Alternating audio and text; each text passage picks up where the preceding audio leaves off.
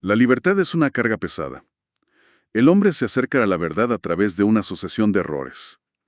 Eh, la ciencia reúne conocimientos más rápido de lo que la sociedad reúne sabiduría.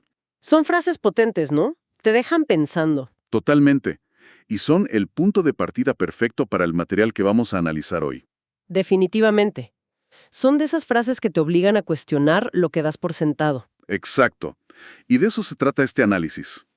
Hoy nos sumergimos en un conjunto de fuentes que proponen una historia, una historia completamente alternativa de la humanidad, la tecnología y las verdaderas estructuras de poder. Nuestra misión entonces es seguir el hilo de esta narrativa. Sí, una que conecta puntos que parecen no tener nada que ver. Textos hindúes de hace milenios, la era atómica, programas espaciales secretos, y todo para intentar responder la gran pregunta: ¿y si la historia que nos contaron fuera solo la punta del iceberg? Una versión, digamos, simplificada para ocultar realidades mucho más complejas. Es una pregunta que lo cambia todo. Y las fuentes sugieren que para empezar a responderla hay que ir a un momento clave que redefinió nuestro mundo: la primera detonación nuclear. Claro, Oppenheimer. Inmediatamente pensamos en Robert Oppenheimer y su famosa cita después de la prueba Trinity. Ahora me he convertido en la muerte, el destructor de mundos. Una frase del texto hindú, el Bhagavad Gita. Una cita icónica, sí, pero las fuentes le dan un giro completamente distinto, ¿verdad? Un giro radical. La narrativa que exploramos hoy sugiere que no fue una simple referencia literaria o filosófica. O sea que él sabía algo más. Proponen que Oppenheimer, que era un profundo conocedor de estos textos sánscritos, hablaba desde una perspectiva informada. Él sabía que textos como el Mahabharata describen con un detalle escalofriante lo que parecen ser armas nucleares. Espera, no como una metáfora, sino como un registro histórico. Precisamente. Describen una columna de humo y llamas tan brillante como 10.000 soles. Hablan de los efectos, el pelo y las uñas que se caen, la comida que se contamina, sombras permanentes grabadas en el suelo. Son descripciones que nos resultan terriblemente familiares hoy, pero que fueron escritas hace miles de años. El punto central aquí no es solo que existió tecnología avanzada, sino que nuestra propia mitología podría ser un registro histórico mal interpretado.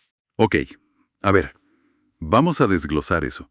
Porque esos mismos textos no solo hablaban de armas, también describían naves voladoras, los vimanas. Que se movían sin sonido y podían atravesar montañas, junto con armas que suenan a rayos de partículas. Esto nos lleva a la idea central de las fuentes. La tecnología avanzada no es algo nuevo, es algo antiguo que se perdió, o más bien, que fue ocultado. Exacto. Y ahí surge la pregunta lógica. Si esa tecnología existió, ¿dónde está ahora? Las fuentes argumentan que no se perdió, fue activamente suprimida. Y para ilustrarlo, usan un ejemplo mucho más reciente: Nikola Tesla. Claro, todos lo conocemos por la corriente alterna, pero aquí la historia va mucho más allá. Mucho más. Las fuentes afirman que Tesla no solo investigaba la energía libre, sino también la antigravedad, y que precisamente por eso fue marginado y sus proyectos desfinanciados. Pero la historia no termina con él. No, supuestamente transmitió su conocimiento a un protegido, un hombre llamado Otis Carr. Y aquí es donde se pone increíble. Un momento. ¿Estamos hablando de un platillo volador funcional que se pilotaba con la mente? Porque eso es lo que afirman las fuentes. Es un salto enorme desde la corriente alterna. Es un salto gigantesco. Y según la narrativa, Carr tuvo éxito. Desarrolló un prototipo funcional. Pero en lugar de ser aclamado, su taller fue allanado por agentes federales, su investigación confiscada y su proyecto desmantelado. Y aquí es donde las fuentes conectan los puntos para explicar el porqué. El control. El control total. La energía libre y la antigravedad destruirían el paradigma económico basado en los combustibles fósiles. Amenazarían toda la estructura de poder. Esto resuena de una forma muy potente con la famosa advertencia del presidente Eisenhower en su discurso de despedida. Sobre el complejo militar industrial y su influencia injustificada. Las fuentes sugieren que Eisenhower no estaba hablando en abstracto.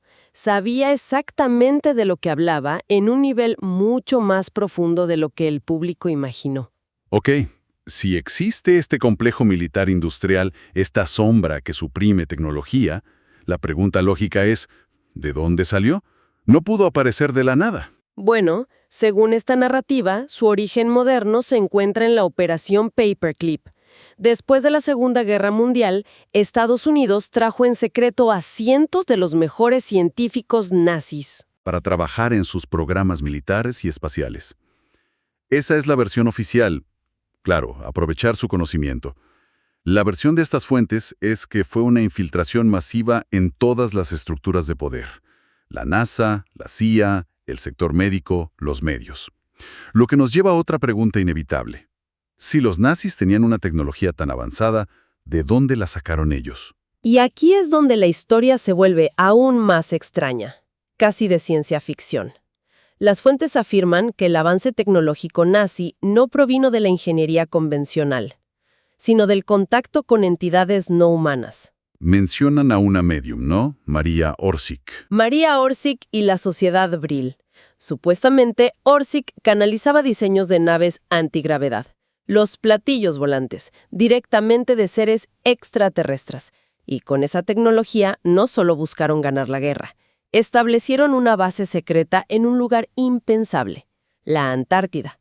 Enormes cavernas bajo el hielo, calentadas por actividad geotérmica. Suena increíble, pero para respaldar esto, las fuentes se apoyan en el testimonio de un informante, William Tompkins. Un veterano de la Marina que a sus 93 años rompió su silencio. Afirmó haber trabajado en un programa de inteligencia ultra secreto. Su trabajo era analizar los informes de espías estadounidenses infiltrados en los programas secretos de los nazis. Y lo que Tompkins dijo haber visto en esos informes es alucinante.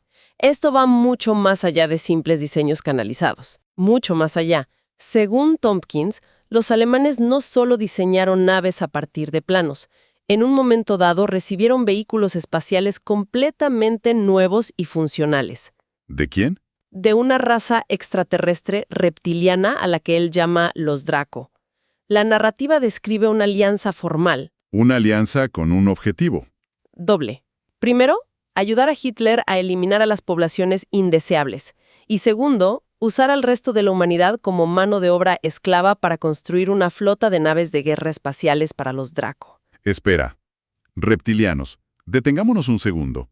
¿Las fuentes presentan esto como un hecho literal, como seres físicos, o es una especie de metáfora? Porque esto lleva la narrativa a otro nivel.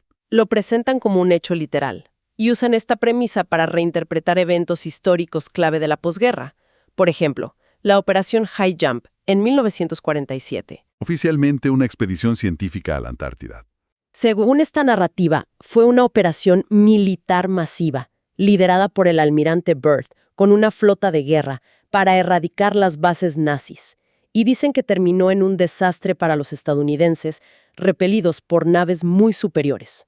Y luego está el famoso sobrevuelo de ovnis sobre Washington, D.C. en 1952. Exacto. La narrativa de las fuentes es que no eran naves extraterrestres, eran platillos de esa facción nazi alemana volando sobre el Capitolio y la Casa Blanca. No una invasión, sino una demostración de fuerza.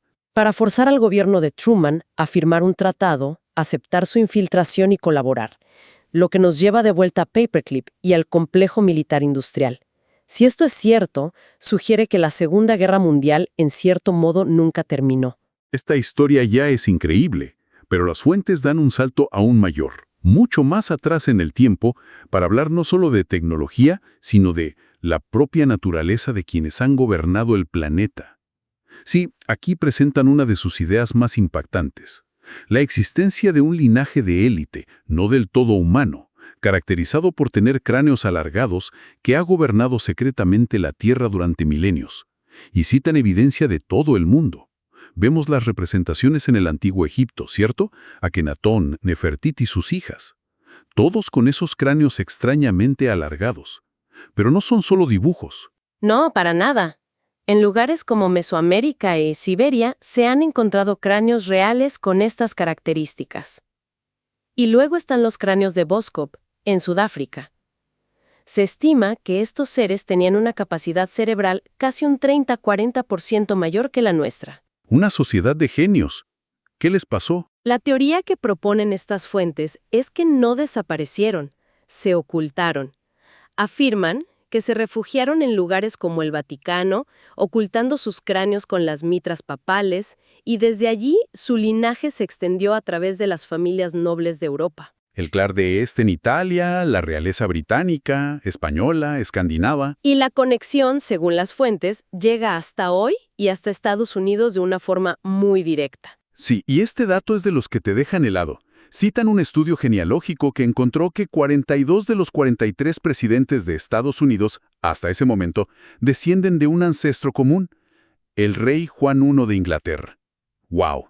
Si eso es genealógicamente correcto, la idea de una aristocracia oculta deja de ser una teoría para ser casi una estadística. A este grupo, a este linaje, las fuentes lo llaman el cabal o el estado profundo, y afirman que mantienen su control a través de sociedades secretas como Skull and Bones, el chantaje y, bueno, aquí es donde las afirmaciones se vuelven increíblemente oscuras. Sí, aquí se adentran en un territorio muy perturbador. Hablan de rituales y de la recolección de una sustancia llamada adrenocromo. Según esta narrativa, es un compuesto que el cuerpo libera bajo estrés extremo y que esta élite consumiría por sus supuestos efectos rejuvenecedores y como ofrenda a esas entidades no humanas negativas. Son las afirmaciones más graves y difíciles de verificar de todo el material. Y si este cabal existe, la pregunta es, ¿cómo controlan a un planeta de casi 8,000 millones de personas? Las fuentes son muy claras. El principal mecanismo es el sistema financiero. Citan cifras que son casi imposibles de comprender. Por ejemplo, el 10 de septiembre de 2001, un día antes del 11S, Donald Rumsfeld anunció que el Pentágono no podía rastrear 2.3 billones de dólares. 2.3 billones. Para 2015, esa cifra, según un informe oficial, había crecido a 6.5 billones. Quiero que simplemente se esfumó. Se esfumó del presupuesto público para, según esta narrativa, financiar el presupuesto negro, las bases subterráneas y el programa espacial secreto. Y para ponerlo en perspectiva, citan que el rescate bancario de 2008 no fue de cientos de miles de millones, sino que alcanzó los 29 billones de dólares, casi la mitad del PIB mundial de ese año. Es una transferencia de riqueza inimaginable, Y el motor de todo esto, afirman, es la Reserva Federal. que, como señalan, no es una agencia gubernamental, sino un cartel de bancos privados que ha erosionado el 99% del poder adquisitivo del dólar. Ante un sistema de control tan absoluto, ¿hay alguna forma de resistencia? Las fuentes dicen que sí, y la llaman la Alianza, una coalición de facciones disidentes dentro del ejército y las agencias de inteligencia de Estados Unidos y otros países. Junto con desertores de los programas espaciales secretos que se oponen al cabal. Exacto. Su objetivo, desmantelar esta estructura de control. Y aquí es donde la narrativa conecta de lleno con la política reciente, una de las partes más controvertidas. Sin duda. Las fuentes afirman que esta alianza, al ver que el Estado profundo controlaba a los políticos de ambos partidos, buscaron a un outsider para romper el sistema desde dentro. Afirman que se acercaron a Donald Trump para que se presentara a la presidencia, como parte de un plan a largo plazo para exponer la corrupción. Independientemente de lo que uno piense de esa figura, la pregunta es, ¿qué evidencia presentan las fuentes de que una operación así, una especie de guerra en la sombra, está realmente en marcha? Mencionan dos puntos principales. El primero es el fenómeno QAnon, que describen como una operación de inteligencia militar de la alianza para filtrar información. El segundo punto es más concreto y verificable. La existencia, en su momento, de unas 45,000 acusaciones selladas en el sistema judicial de Estados Unidos. 45,000. ¿Y un año normal tiene 1,000? Alrededor de 1,000, la diferencia es abismal. Y explican que las acusaciones selladas se usan para desmantelar grandes organizaciones criminales. Se preparan todos los cargos en secreto y luego se puede arrestar a todos simultáneamente. Para las fuentes, este número es la prueba de una operación de limpieza a una escala sin precedentes. Bien, recapitulemos, porque el viaje ha sido intenso. Hemos pasado de textos antiguos que describen armas nucleares a una historia de tecnología suprimida. Una alianza secreta nazi-extraterrestre que nunca fue derrotada. Un linaje de élite no humano que gobierna desde las sombras a través del sistema financiero. Y finalmente, una guerra clandestina entre este cabal y una alianza global por el futuro del planeta. Es una narrativa monumental. Lo es. Y curiosamente, después de todo este recorrido, las fuentes concluyen que la solución definitiva no es militar ni política. Reside en última instancia en la conciencia humana. Proponen dos acciones. Primero, que la gente exija la divulgación completa y la liberación de las tecnologías suprimidas. Energía libre, curas avanzadas. Y segundo, un llamado a la acción más personal. Que cada individuo trabaje para expandir su propia conciencia. Y eso nos lleva a la última idea, quizá la más provocadora de todo este análisis. Sí, las fuentes plantean que la conciencia humana en sí misma es una energía increíblemente potente. Una energía que, hasta ahora, ha sido gestionada y cosechada por el cabal. Nos han mantenido en un estado de miedo, conflicto, división. ¿Para qué? Para que nuestra energía de conciencia colectiva, sin que lo sepamos, cree y sostenga la realidad que ellos desean. Una prisión que, en esencia, hemos construido nosotros mismos sin darnos cuenta. Y eso nos deja con una reflexión final. Una pregunta que las fuentes nos lanzan directamente. Exacto. Si la energía de la conciencia colectiva, unida por un propósito común de paz y libertad, en lugar de estar fragmentada por la división, es realmente capaz de moldear la realidad, ¿qué futuro podríamos crear si esa energía se utilizara deliberadamente para manifestar un mundo de verdad, abundancia y soberanía para todos?